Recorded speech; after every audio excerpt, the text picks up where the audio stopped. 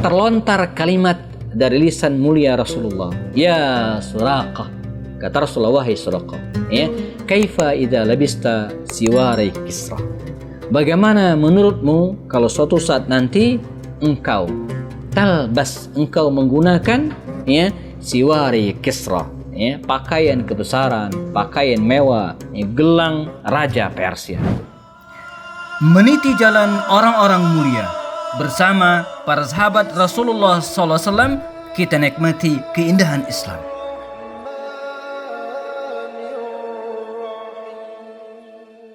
Assalamualaikum warahmatullahi wabarakatuh.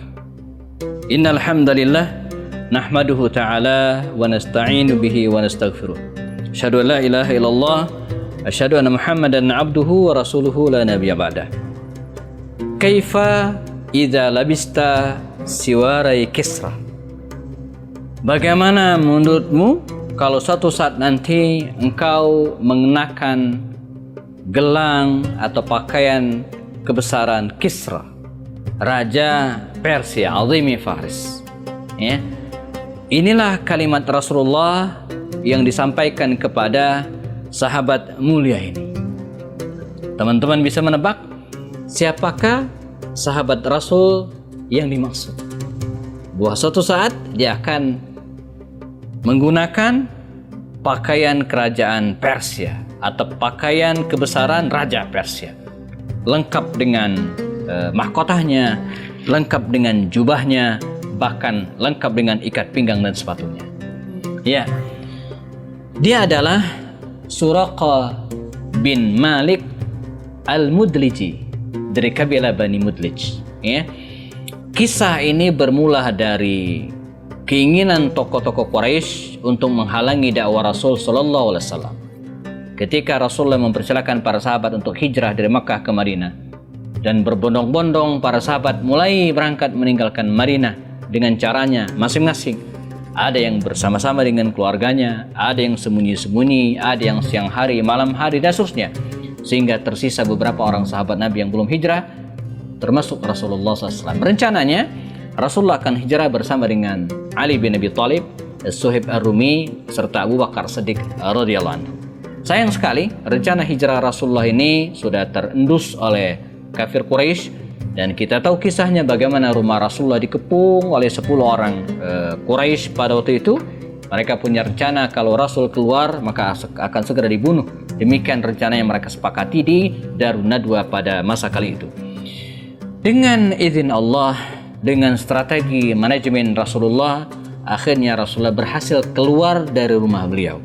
Sayyidina Ali bin Abi Thalib, ya, diperintahkan oleh Rasul untuk tidur di tempat tidur beliau, sementara Rasul sendiri berhasil keluar selamat dari rumahnya, bersembunyi di gua Thur selama 3 hari bersama dengan Abu Bakar Siddiq. Ya. Kepergian Rasulullah dan keberhasilan Rasulullah keluar rumahnya tanpa sepengetahuan kafir Quraisy ini tentu saja mengguncang kafir Quraisy.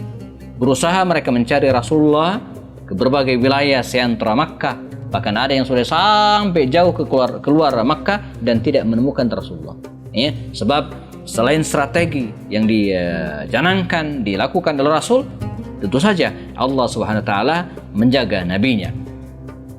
Dalam keputusan itulah kemudian orang-orang kafir Quraisy ini, teman-teman sekalian, ya, membuat sayembara. Kira-kira bunyinya, barang siapa yang bisa menemukan dan menangkap Muhammad hidup atau mati, falahu mi'atu naqah, maka dia akan mendapatkan 100 ekor unta. Ya, sayembara yang sangat menggiurkan bagi siapapun, dan sayembara ini pun, ya, sampailah ke telinga seorang pemuda ahli dalam mencari jejak, Suraqah bin Malik dari kampung Al-Mudliji atau dari kabilah Al-Mudlij. Ya. Kabilah ini tidaklah begitu terkenal seperti kabilah Bani Hashim, kabilah Bani Umayyah, ataupun kabilah Bani Adi, kabilahnya Umar. Tidak. Sebuah kabilah yang kecil, ya, tapi mereka dikenal sebagai penunggang kuda yang handal, pencari jejak yang sangat-sangat terkenal pada masa kali itu. Maka diam-diam, dia menelisik, mencari jejak-jejak Rasul SAW yang diharapkan dia akan mendapatkan hadiah 100 ekor unta. Dan luar biasa, Rasulullah saat itu sudah jauh meninggalkan kota Mekah menuju ke Madinah Al-Munawwarah, sedang istirahat di satu tempat. Dan betullah Suraqah bin Malik Al-Mudliji ini seorang pencari jejak yang sangat-sangat mampu. Dengan kudanya dia berhasil mengejar Rasulullah, dan dalam jarak tertentu dia menggebrak kudanya untuk menyergap Rasulullah SAW. Tapi apa yang kemudian terjadi? Kudanya meringkik keras, kedua kakinya terangkat tiba-tiba. Suraqah bin Malik jumpalitan dan jatuh. 2 kali dia mencoba dan 2 kali juga dia jatuh. Dan pada kali yang ketiga dia angkat tangan, menyerah. Ya Muhammad, wahai Muhammad, saya menyerah. Dia tahu bahwa Rasulullah SAW ini ada yang menjaganya, tidak mungkin bisa ditangkap. Dia menyerah dan angkat tangan. Maka terjadilah negosiasi antara Rasulullah yang waktu itu dibersamai Abu Bakar Siddiq dengan penunjuk jalannya. Terjadilah kesepakatan antara Suraqah bin Malik Al-Mudliji ini dengan Rasulullah. Logikanya Suraqah bin Malik Al-Mudliji ini tidak boleh dilepas, sebab kalau dilepas maka dia bisa jadi memberitahu keberadaan Rasulullah kepada orang-orang Mekah, dan ini sangat berbahaya. Tapi Nabi percaya dengan Suraqah bin Malik Al-Mudliji, dan demikianlah kepercayaan itu, dan demikianlah bangsa Arab sejatinya. Jadi bangsa Arab itu secara umum adalah orang-orang yang bisa dipegang janjinya. Maka berjanjilah dia kepada Rasulullah, ya Muhammad, saya berjanji tidak akan membocorkan lokasi Anda berada hari ini. Dan Rasul pun memegang janji tersebut. Dia pun melepaskan Suraqah bin Malik Al-Mudliji dari tempat tersebut.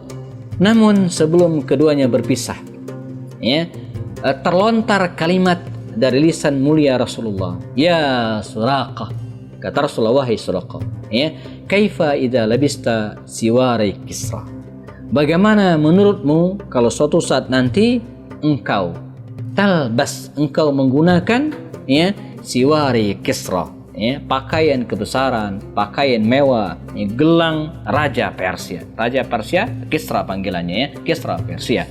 Kalau Raja Romawi itu biasa dipanggil dengan Kaisar. Kalau ini Kisra Romawi, Azimi Faris. Suraqah bin Malik Al-Mudliji bengong.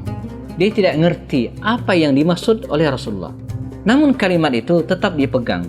Bahkan kemudian diriwayatkan ke para sahabat Nabi yang lainnya, bahkan sampai kepada kita ceritanya.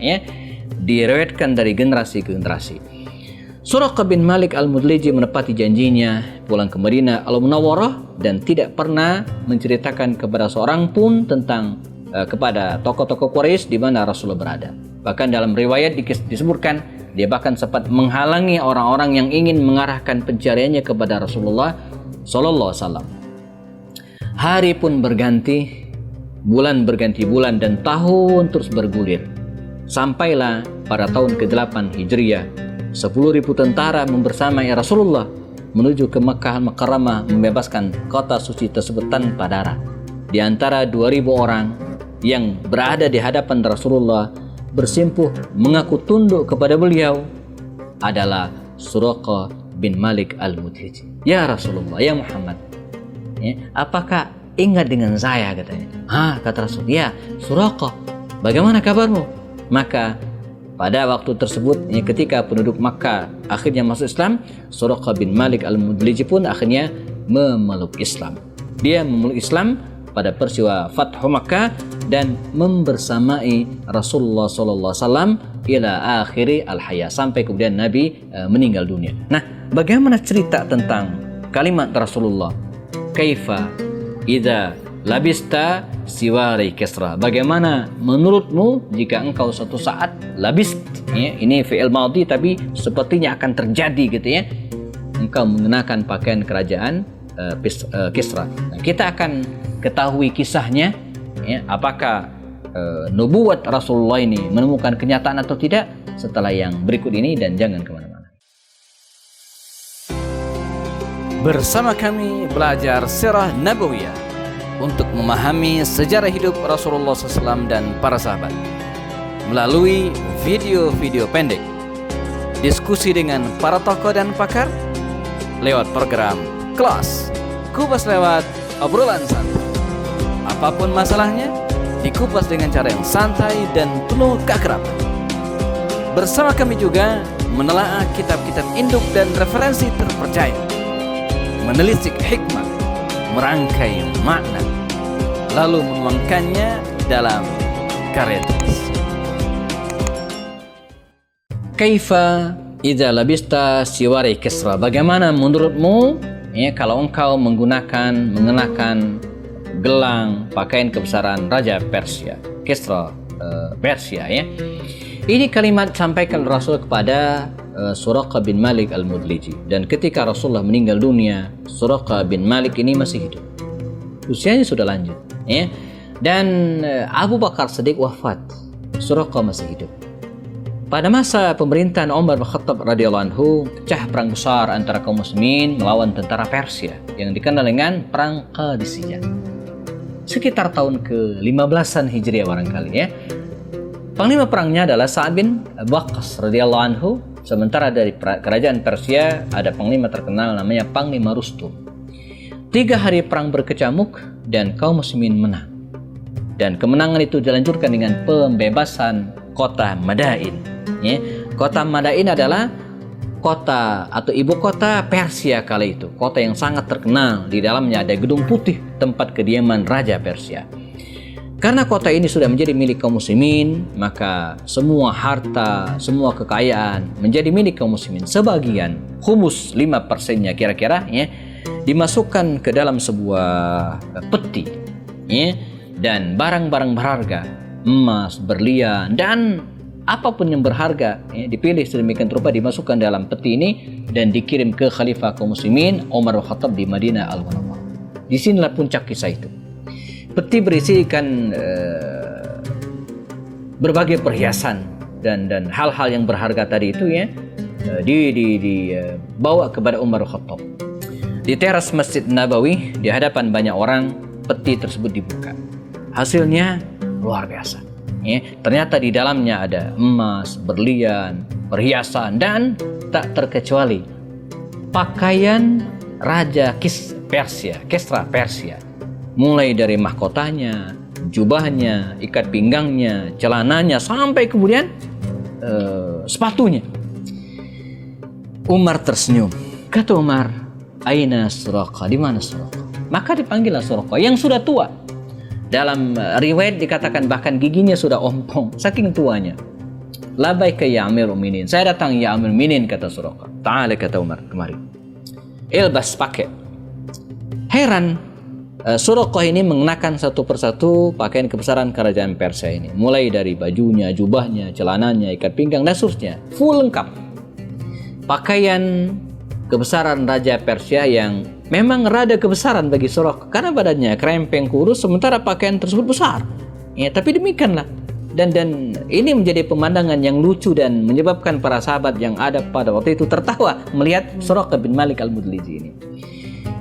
Menyempurnakan kegembiraan mereka pada waktu itu, Umar kemudian menyuruh Suraqah ini untuk berjalan peragawan, memperagakan busana. Jalan di depan para sahabat di teras Masjid Nabawi. Bakhin, kata Umar. Ajib, luar biasa. Rajulun faqir, rajulun saghir. Seorang laki-laki fakir, seorang laki-laki kecil.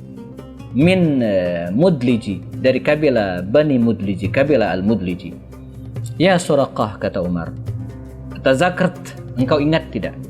Rasulullah pernah mengatakan, kaifa idza labista siwarai Kisra." Dulu Nabi pernah mengatakan, bagaimana menurutmu kalau suatu saat engkau mengenakan pakaian kerajaan Persia? Al-an hana waktu, tibalah janji itu. Engkau menggunakan pakaian kerajaan Persia.